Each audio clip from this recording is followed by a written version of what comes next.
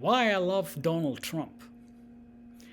I know that title sounds provocative. It might even sound like a political commentary. But I want to tell you up front, this is not a video about politics. I'm using this specific public figure for one simple reason because he is a universal lightning rod. He invokes some of the strongest, most polarized opinions on the planet. But today we aren't going to look at the man on the stage.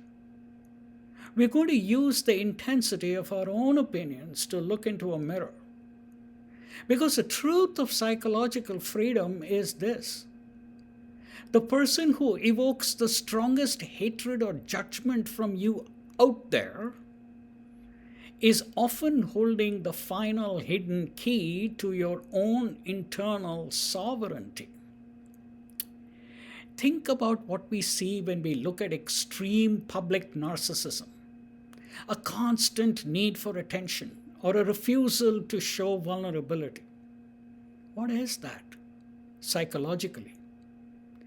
It is the absolute ultimate extreme of what I call the 50-pound suit of iron armor.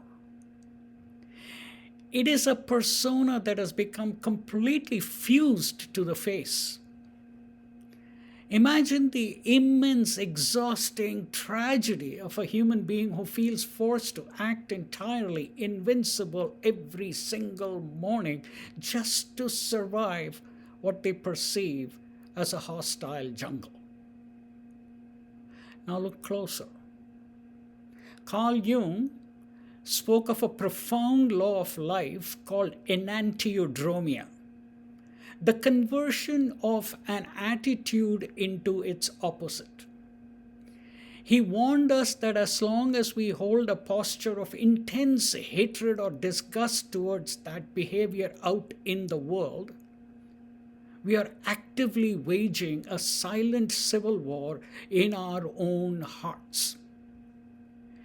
Because the difference between that global attention seeking and the small, gentle ways you and I blow our own trumpets in daily life to seek validation, it isn't a difference of kind. It is only a difference of scale. Both come from the exact same place: an isolated, terrified inner beggar crying out to prove it exists, begging to be seen, and terrified of being inadequate. So when I say I love this person, I'm not talking about political alignment. I'm talking about an update of consciousness. I'm talking about choosing to end the external war of hatred so that I can simultaneously terminate the internal civil war against my own ego. If I continue to despise the narcissism out there, I will continue to secretly whip, judge, and hide the validation-seeking beggar in here. I will live under the oppression of my own shame and guilt. But when we look at the ultimate lightning rod of our judgment with unprejudiced objectivity, when we see the deep, howling loneliness that drives the armor, the hatred dissolves into a profound empathy. We realize that the wolf within is actually our brother. To wrap your arms around the person you judge the most is to finally permit yourself to wrap your arms around your own fragile ego. It is to look at your own mistakes, your own needs for approval, and say, I see you. You're safe. You don't need to fight anymore.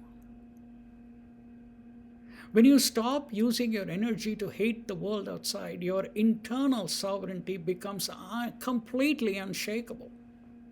The prison walls crumble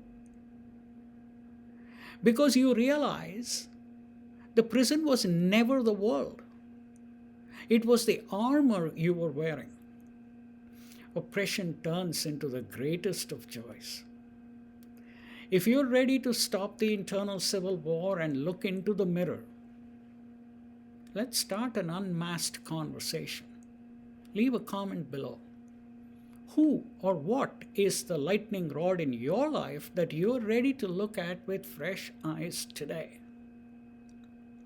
Hit subscribe, join the journey, and let's walk out of the theater completely. My name is Mohan Atreya. I thank you for watching, and I'll see you in the comments.